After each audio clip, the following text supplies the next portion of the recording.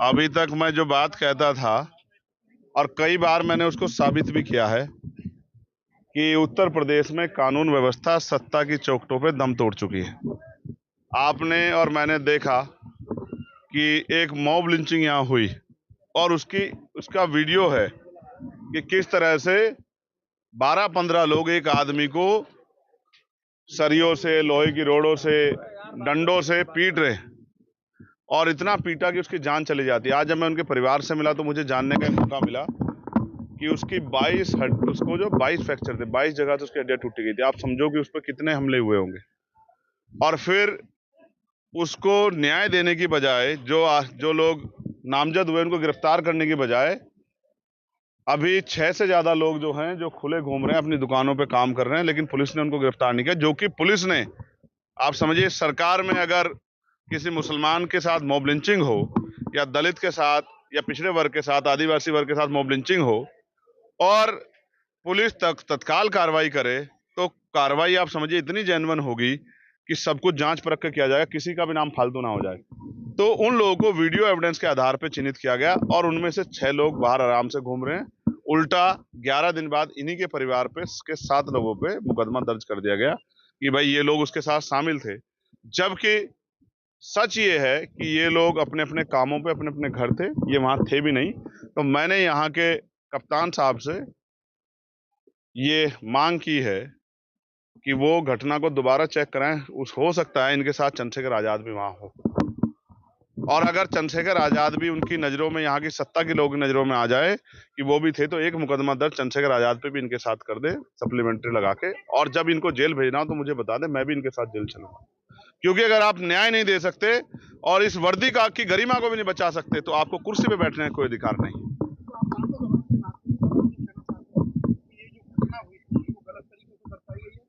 घटना तो पुलिस ने सही तरीके दर्शाई। क्या आपने एफआईआर नहीं पढ़ी कि मॉब लिंचिंग हुई है?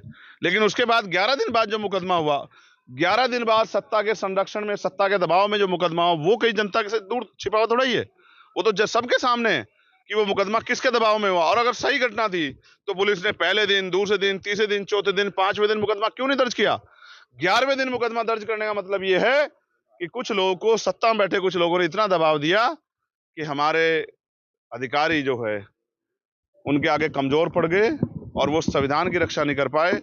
वो अपने जो उन्होंने संकल्प लिया था, प्रतिज्ञा की थी, उसकी रक्षा नहीं कर पाए। उन्होंने एक झूठा मुकदमा जो है दर्ज कर दिया। मैं उनसे मांग करूंगा कि इस झूठे मुकदमे को खारिज किया जाए, खत्म किया जाए, और जो आरोपी हैं जो अभी खुलेआम घूम रहे हैं उनको जो है गिरफ्तार करके जेल भेजा जाए। आप क्या करेंगे? मैंने बता दिया है कि अगर सड़कों से हमारी बात नहीं सुनी जाएगी तो हम पार्लियामेंट में इस मामले को उठाएंगे, और अगर पार्लियामेंट भी नहीं सुनेगा या पार्लियामेंट इस बात को स्टेट इश्यू के थ्रू या किसी और उससे मोड़ने का प्रयास करेगा तो हम लखनऊ में जाके डीजीपी से, प्रमुख सचिव से, मुख्यमंत्री से जाके उनके सामने कागज रखेंगे और उनसे पूछेंगे कि क्या यही है आपका सबका साथ सबका विकास वाली सरकार का सच? ये बहुत जल्द होगा। आप देखना है कि बहुत जल्द आपको होता दिखाई देगा, क्योंकि लोगों को मरने के लिए नहीं छोड़ सकते हैं। एक और ऐसा ही केस जो है घटना, वो मलखान सिंह की भी जो है बताई जा रही है। आप ये देखो, भीड़ को अगर छूट दी जाएगी तो ऐसे तो कल कोई पकड़ के मुझे भी पीट पीट के मार देगा, क्योंकि मैं तो बहुत लोगों की आंखों में किरकिरी हो गया हूँ। जब मैं अन्याय के खिलाफ आवाज उठाता हूँ दमदार तरीके से, तो जो लोग अन्याय करते हैं उनको जेल जाना पड़ता है, उन पर मुसीबतें आती हैं, तो वो तो किसी दिन भीड़ से पकड़ के मेरी भी पीट के हत्या कर देंगे।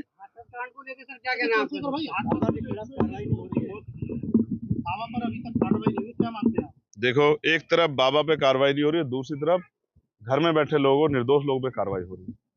पहली बात तो ये पुलिस और प्रशासन का फेलियर था, जिसको किसी भी कीमत पे भुलाया नहीं जा सकता। इतनी बड़ी भीड़ इकट्ठा हो रही है तो एलआईयू क्या कर रही थी, इंटेलिजेंस क्या कर रही थी? उनके पास इसकी क्यों जानकारी नहीं थी? और जानकारी थी तो उन्होंने उचित व्यवस्था क्यों नहीं की? मुझे ऐसा लगता है कि प्रशासन और पुलिस और सरकार ये जानती है कि वहां वंचित वर्ग की महिलाएं ज्यादा जाती हैं, वहां गरीब लोग ज्यादा जाते हैं, तो वो मर भी जाएंगे तो क्या फर्क पड़ेगा? अगर ये उनकी जान की वैल्यू समझते, जैसे कोई वहां वीआईपी जाता तो वहां एक वीआईपी के लिए कई हजार पुलिस फोर्स लगा के व्यवस्था कर दी जाती, तो उनकी, उस गरीबों की उसमें कोई वीआईपी नहीं था। तो गरीब अगर 100-125 मर भी गए तो सरकार को इससे क्या फर्क पड़ता है? 2-2 लाख रुपए का मुआवजा, क्या कितना पैसे का मुआवजा दिया है? मुआवजा कितने पैसे का दिया? तो ये बताओ, एक आदमी की जान की कीमत 4 लाख रुपए होगी सरकार के नजर में? तो भाई कौन बचा रहा है ये भी बता दो बस। बाबा को बाबा जी बचा रहे हैं, हम तो नहीं बचा रहे। और ये बताओ जब कैसे गिरफ्तारी की मांग कर लूं जब एफआईआर में नाम ही नहीं है? आप बताओ ना, जब एफआईआर में नाम नहीं है तो कैसे गिरफ्तारी कर लेगी सरकार? लेकिन यहाँ तो झूठी एफआईआर भी हो रही है। यही मैं आपको सच बता रहा हूँ। मैं जाऊंगा, पीड़ित परिवार से मिलूंगा और मैं मुख्यमंत्री से और प्रधानमंत्री से मांग करता हूँ। वो तो बहुत धार्मिक लोग हैं, ये तो सिर्फ धर्म के लिए गए थे, भोले बाबा के उसमें गए थे सत्संग में कि भाई इनकी जिंदगी अच्छी हो जाए, इनकी गरीबी, बेबसी, लाचारी, बीमारी खत्म हो जाए।